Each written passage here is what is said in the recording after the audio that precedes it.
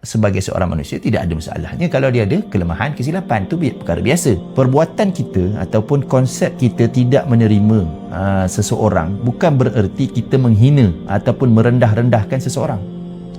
Sebab apa? Sebab manusia memang diciptakan oleh Allah Subhanahu Wa Taala, dia tidak sempurna. Manusia diciptakan oleh Allah Subhanahu Wa Taala ada kekurangan, ada cacat cela. Jadi kalau kata seseorang tu kita kata dia ada kekurangan ataupun dia ada cacat cela, ini bukan satu penghinaan, ini satu benda yang biasa. Sebab semua orang ada kekurangan. Cuma mungkin kita kata kalau orang tu dia belajar ataupun dia mengkhususkan dia punya kemahiran dia dalam satu bidang, dia berjaya mengurangkan kelemahan ataupun kecacatan tu, yang kita kata human error ni kan, ataupun human mistake ni kan. Tapi kalau tidak, manusia memanglah sebagai seorang manusia tidak ada masalahnya kalau dia ada kelemahan, kesilapan. Itu perkara biasa.